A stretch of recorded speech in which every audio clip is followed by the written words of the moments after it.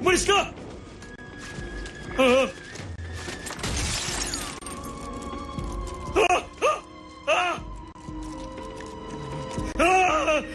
Ah!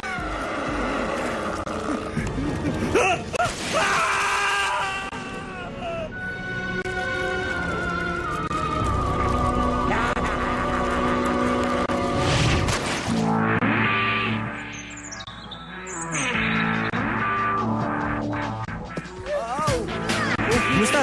Anong meron dyan?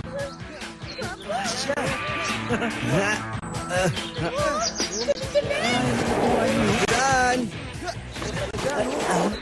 Oh!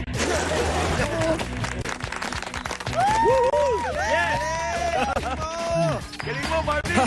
Ang babaw ng kaligayaan nyo. Luma na ang move na yun. Ginagawa ko na yun nung grade 5 ako.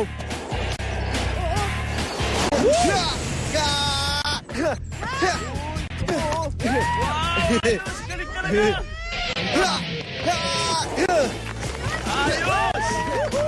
Ayos! Ang galing ni Marvin! Marvin? Marvin ang pangalan ng walang kwentang yan? Tama! Cool, hindi ba? First day pa lang niya dito sa Torrington, pero kilalang-kilala na siya. At lahat dito, hangang-hanga sa Ano? kanya. Siya? Magaling? Pwede ba? Sino na mga hanga sa isang pangit na impostor samantalang nandito naman ang tunay, original at nag-iisang si Martin Mystery? Ha? Ewan ko lang Siguro dahil lamang siya sa talent, itsura, talino at personality department. Itagdag pa yung sarili niyang comic book tungkol sa isang paranormal superhero. Ano? Pero, paranormal superhero? Yun din ang gusto ko Pasikat na siya sa skateboard at gayahin ang pananamit ko pero ang paranormal world ay sa akin lang. Ang galing talaga ni Marvin. Napaka-talented at super cute pa. Sana balang araw maisipan niya na i-date ako. Okay, ngayon gigil na talaga ako. Pati ba naman si Jenny may gusto sa impostor na yun? Martin, wag istorbo, Java. Ako ba sa comic book? Ano ka ba, Java? Pati ba naman ikaw? Kinopya niya lang lahat sa akin yan. Huwag mong sayangin ang oras mo sa basurang yan. Teka muna, Martin. Hindi ka naman dapat magselos Oo nga. Hindi ka naman dapat kinukumpara sa talent ni Marvin Dahil talagang wala ka naman laban sa kanya. Pambira, may laman naman kaya ang comic book ng mokong na to? Pwede na. Ang center!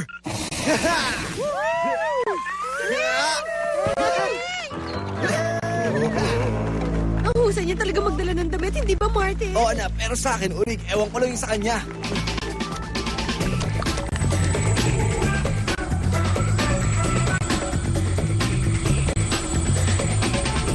Martin Mystery, clear. Diana Lombard, clear. Java the Caveman, clear.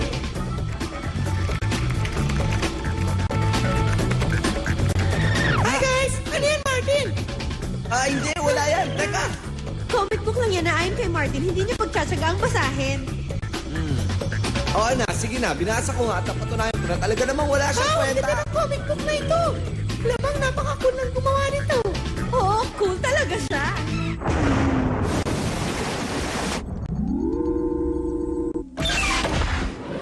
Good afternoon, team. Wow! Alien Invader! Gusto ko ang game na yan!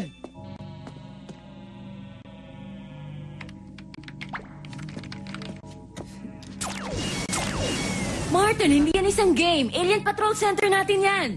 Pinasabog at sinira mo ang course ng team leadership natin. Oops! Sorry! Husay mo talaga, Space Cadet. Isang Dr. Miles ang bigla na lang naglaho sa loob ng kanyang research lab sa Paris. Ilang araw pa lang ang nakakaraan. Research? Ayos yan! Baka naglao siya kasi pumalpak ang experiment niya at ginawa siyang antimatter entity at malabo na siyang maibalik ng normal tulad ng dati.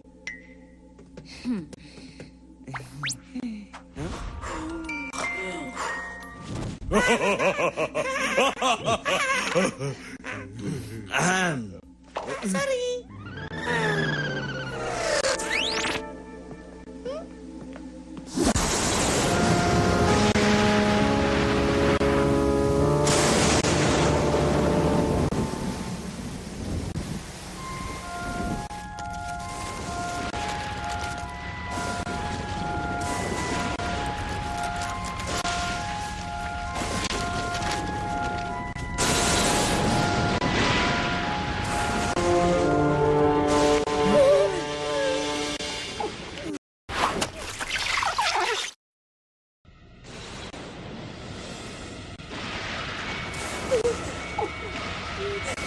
Alam niyo, baka hindi naman talaga naglaho ang scientist. Baka gusto lang niyang lumayo sa nakakatakot na lugar na ito. Nagbibiro ka ba? Napaka-cool nga ng lugar na ito eh. Oo, yun ay kung madumi, mabaho at nakakadira ang definisyon mo sa salitang cool. Ano naman kaya to?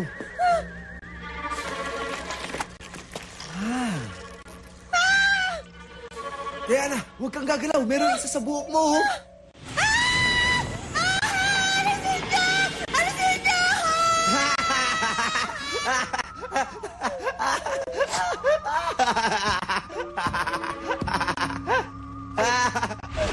Naku, humanda ka sa akin, Martin Mystery! Pero kung sa bagay, hindi ko na kailangan kumilos dahil sagutan ni Marvin ang pagganti at pangaasar. Ewan ko sa'yo.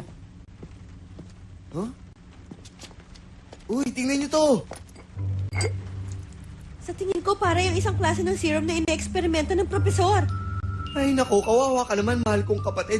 Hindi mo pala alam ang itsura ng amoeba tracks. Pero magtsaga ka lang sis, balang araw magiging experience ka rin tulad ng utol mong pogi at matalino. Mulat mo nga ang mga mata mo, Martin. Ang kalat kaya dito, halatang nagkaroon ng gulo. Malamang nahulog ni Dr. Miles ang serum bago siya dukutin. Kring! Lesson time! Makinig ka sa akin, ha? Consistent ang pattern, Diana. Sigurado ako nalika ito ng isang living organism. Ha?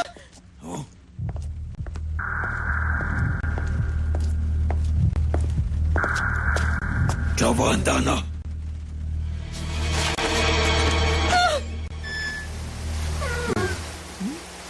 Hi! Magandang araw.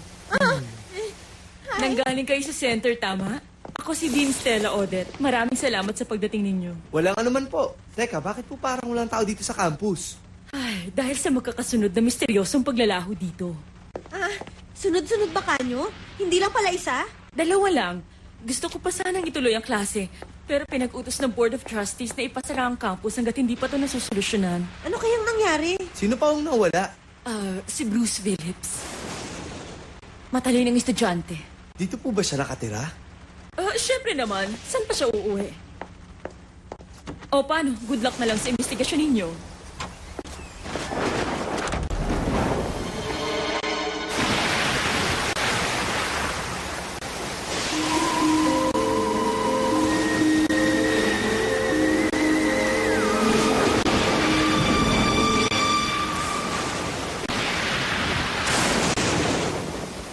Dinodette, bait.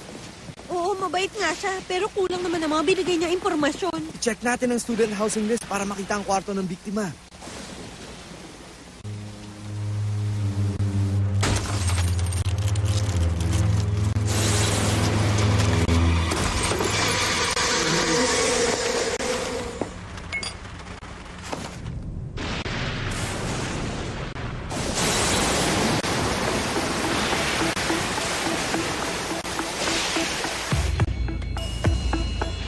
Wow! Ang linis ng kwartong to, parang sa'yo, Diana. Oo nga. Para yatang sinadyang linisin ang kwartong to para walang ebidensya. Sa unang tingin, oo.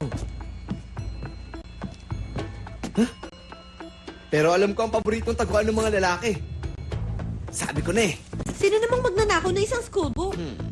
Sino mag-aanunsyo na isa siyang weirdo? Ikaw pa lang ang kilala ko. Uy, tignan mo to.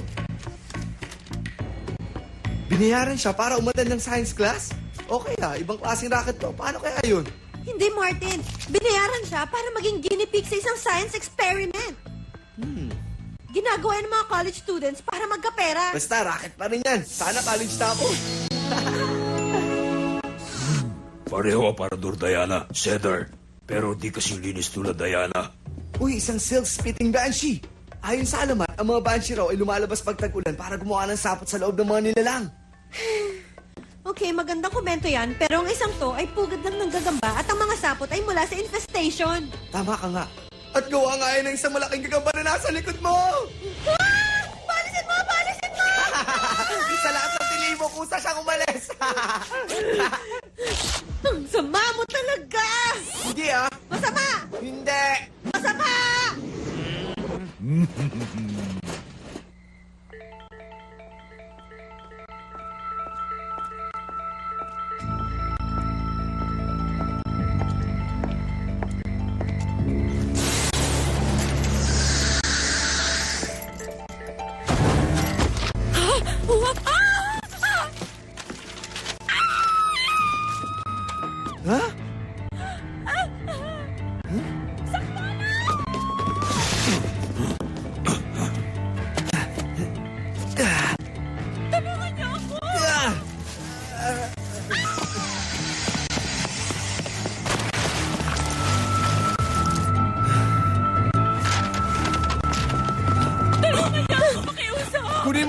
papel, Diana. Kami na sa deed. Ha?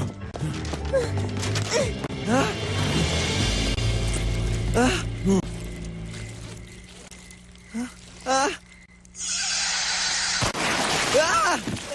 Ah!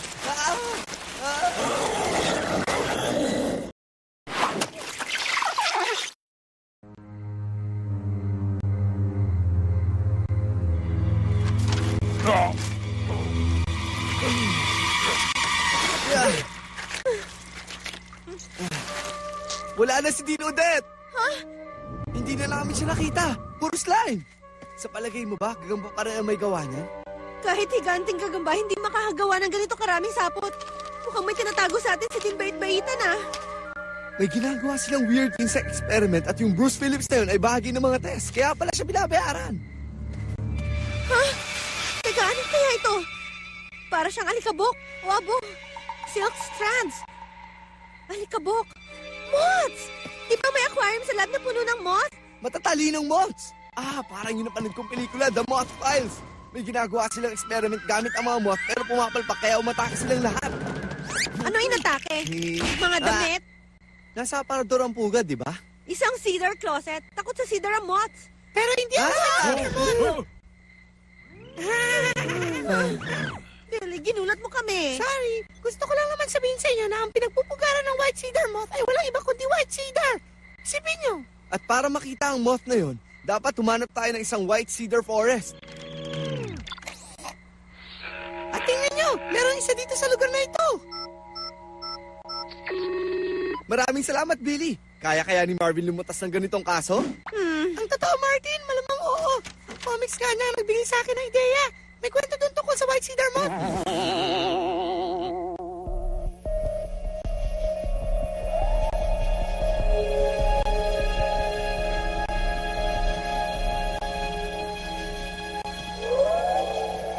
Alam niyo, kung isa akong white cedar moth, hindi ako tatagal sa lugar na ito. Huwag kang magpapatalo sa takot, Martin. Sige na, basta diretso lang. Ha? White cedar moths, tama nga ang daan natin. Pero hindi ko pa rin masasabing may utak sila.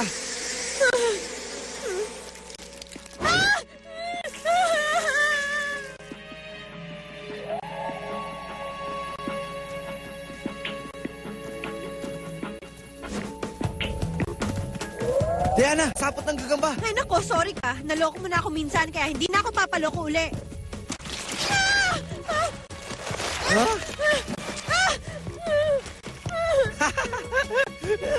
Sorry ka, ayaw mong makinig sa akin eh. Hindi sapot gagamba. Oo, hindi nga.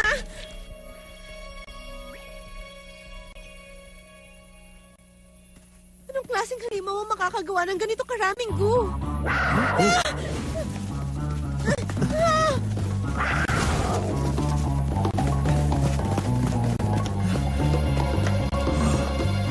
Higit pa yun sa isang batalyong moth.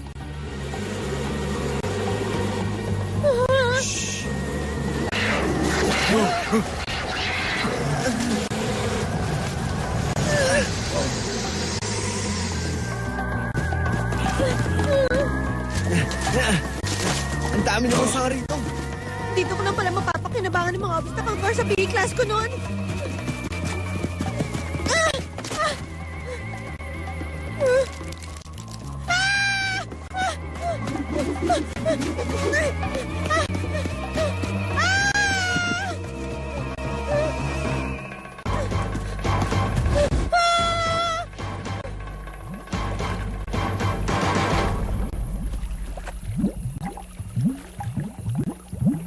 Mas grabe pa to sa inaasahan ko.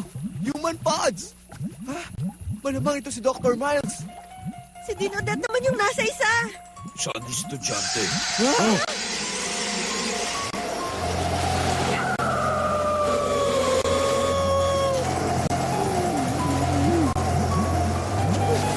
Hindi ba sila marunong matulog? Marunong, pero sa araw lang.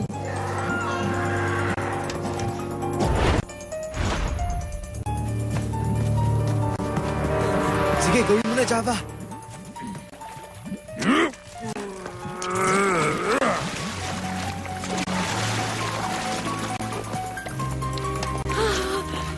Nasaan si Bruce Phillips? Moth, experiment. Maling-mali yun. Oo, tama. Maling-mali talaga. Dinudette, pakiusap. Nasaan po ang estudyanteng naglaho? Sa Lolo, bago niya kami kainin ng buhay. Tabi! Ah!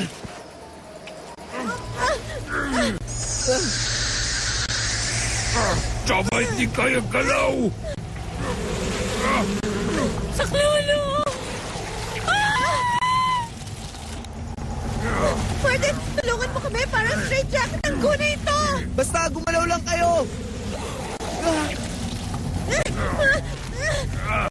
You watch activated. Eye cutter selected.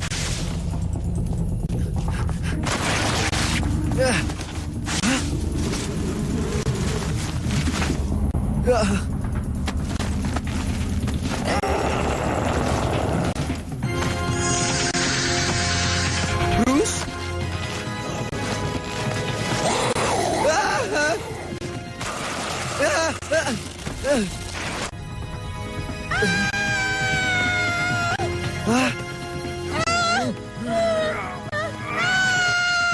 Diana!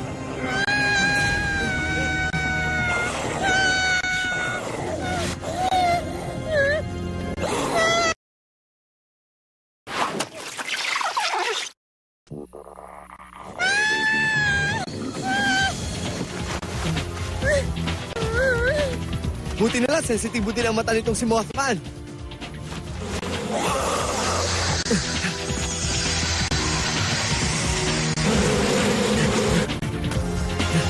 Gusto mong makipag-abulan at makipaglaro? Pesteng insekto!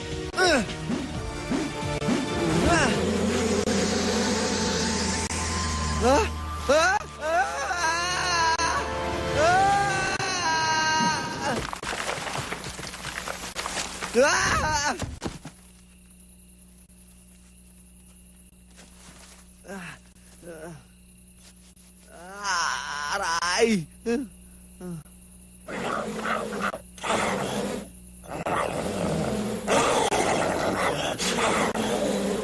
Pasensya ka na.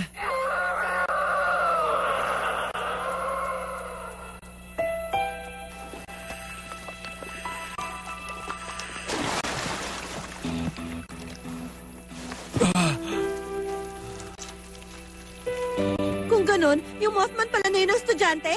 Hindi ka ba nahihiya sa sarili mo, Profesor? Hindi. Kayo. Kayo ang sumira sa lahat ng plano ko. Ako sana ang unang scientist na nakalikha ng isang moth-human hybrid. Sabi ko naman kasi sa'yo, mapapahamak tayo. Napahamak na nga kayo. Naghihintay ng mga selda ninyo. Doon na kayo magsisihan.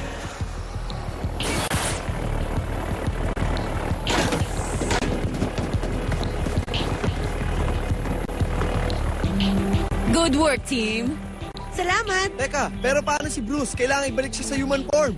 Huwag kang mag-alala. Gumagawa ng center ng formula ngayon. Kung ganon, baka pwedeng gumawa rin sila ng formula na makakatanggal nitong moth sa damit ko at sa buhok ko.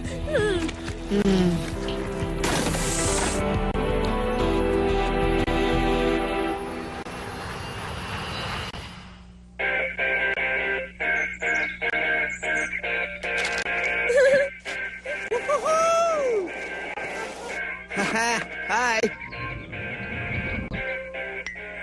Bakit ang saya mo yata ngayon, Martin? Eh si Marvin pa rin ang cool kid dito sa Torrington. Hindi na ngayon, sis. Dahil sa wakas, meron na akong bagay na wala siya. Ano, ang pagiging baliw?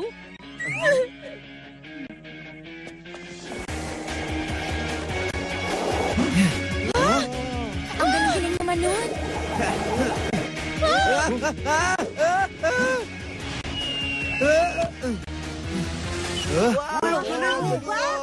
Galing ah! Okay. Ang galing nun, Martin. Pero kayang gawin ni Marvin yun kahit nakapikit. Ha? Bali, wala pa yun. Ito ang tingnan nyo. Nakuha ko ito in the line of duty. Wow! Sakit siguro niyan. Galing ah! Wow! Sigurong sakit niya, no? Teka, halos pareho lang pala tayo eh. Dahil ito sa snowboarding K2. Uy, mas maganda. Malaki yung kay Perfect talaga siya